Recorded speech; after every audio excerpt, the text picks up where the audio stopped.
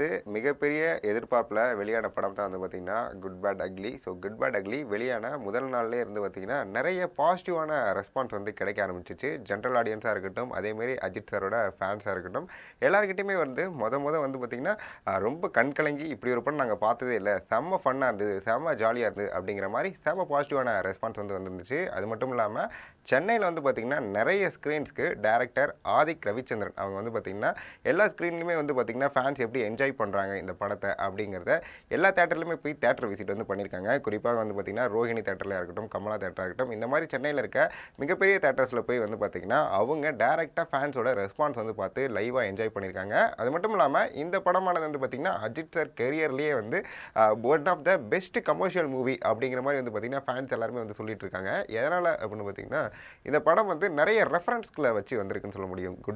Good bad அக்லிக்குள்ள வந்து பார்த்தீங்கன்னா, பில்லாவா இருக்கட்டும், அதே மாரி வந்து பார்த்தீங்கன்னா, அமர்க்களம், தீனா அப்படிங்கிற அஜித் சார் இதற்கு முன்னாடி கேங்ஸ்டர் படமா பண்ண நெறைய படங்களோட ரெஃபரன்ஸ் வந்து பார்த்தீங்கன்னா, இந்த படத்துல இருக்கு. ஸோ அது வந்து பார்த்தீங்கன்னா, தியேட்டர்ல அஜித் சார் ஃபேன்ஸ் எல்லாருமே வந்து கொண்டாடுற அளவுக்கு வந்து இருந்துச்சுன்னு சொல்ல முடியுது. ஸோ இதனால இந்த படத்தோட வசூல் வந்து எவ்வளோ வந்திருக்கு அப்படிங்கிறத நான் உங்ககிட்ட சொல்லணும்னு நெனைக்கிறேன். ஸோ இந்த படம் வந்து பார்த்தீங்கன்னா, நேத்து சென்னையில அலோன் எவ்வளோ கலெக்ட் பண்ணியிருக்கு அப்படின்னு பார்த்தீங்கன்னா, சென்னையில மட்டும் கிட்டத்தட்ட 2,50 கோடி வந்து கலெக்ட் பண்ணியிருக்கு. அது மட்டும் இல்லாம தமிழ்நாடுல ஓவராலா எவ்வளோ கலெக்ட் பண்ணியிருக்கு அப்படின்னு பார்த்தீங்கன்னா, கிட்டத்தட்ட 35 க்ரோர்ஸ் வந்து கலெக்ட் பண்ணியிருக்கு. அண்ட் ஓவராலா வந்து பார்த்தீங்கன்னா, வேர்ல்டு வைட் எவ்வளோ கலெக்ட் பண்ணியிருக்கு அப்படின்னு பார்த்தீங்கன்னா, 65 க்ரோர்ஸ்.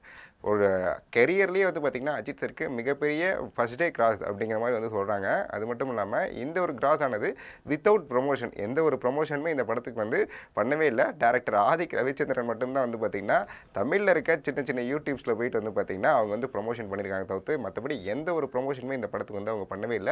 வித்தவுட் ப்ரமோஷன்ல இப்படி ஒரு கலெக்ஷன் வந்து வர்றது மிகப்பெரிய ஆச்சரியம் தான் அப்படிங்கிற வந்து பார்த்தீங்கன்னா, நெறைய பேர் வந்து சொல்லிட்டு இருக்காங்க. அது மட்டும் இல்லாம அஜித் சாருக்கு கெரியர்லயே இந்த மாரி ஒரு பிக்கெஸ்ட் ஓப்பனிங் கிடைச்சது. செம ஒரு ரெஸ்பான்ஸா கிடைக்குது. அண்ட் அஜித் சார் ஃபேன்ஸ் எல்லாருமே வந்து பார்த்தீங்கன்னா, மகாதாக்கு அப்புறம் எங்களுக்கு இந்த படம் தான்டா அப்படிங்கிற மாரி வந்து பார்த்தீங்கன்னா, கொண்டாடி தீர்த்துட்டு இருக்காங்கன்னு சொல்ல முடியுது. ஸோ இதனால இந்த படத்தோட செகண்ட் டே, தேர்ட் டே வந்து பார்த்தீங்கன்னா, நெறைய பாசிட்டிவான ரெஸ்பான்ஸ் வந்து பார்த்தீங்கன்னா, புக் மை ஷோல கிடைச்சிருக்குன்னு சொல்ல முடியுது. கிட்டத்தட்ட செகண்ட் டேல வந்து பார்த்தீங்கன்னா, 100K டிக்கெட் சோல்ட் அவுட் வந்து மார்னிங் மட்டுமே காட்டியிருக்கு அப்படிங்கிற மாரி சொல்றாங்க. ஸோ அதனால இந்த ஒரு 3 நாள் அதாவது சாட்டர்டே அண்ட் சண்டே இன்னும் 2 நாள் இருக்கு. அது மட்டும் இல்லாம ஃப்ரைடே வந்து இன்னைக்கு. ஸோ இந்த 3 நாள்ல எவ்வளோ கலெக்ட் பண்ணி ஓவராலா வந்து பார்த்தீங்கன்னா, சொல்ற ஒரு விஷயம் இந்த படமானது ஜஸ்ட் ஒரு 4 டேஸ்ல 200 க்ரோர்ஸ் வந்து கலெக்ட் பண்ணிரும் அப்படிங்கிற மாரி வந்து பார்த்தீங்கன்னா, நெறைய பேர் ட்விட்டர்ல இப்ப கமெண்ட் பண்ணிட்டு இருக்காங்க.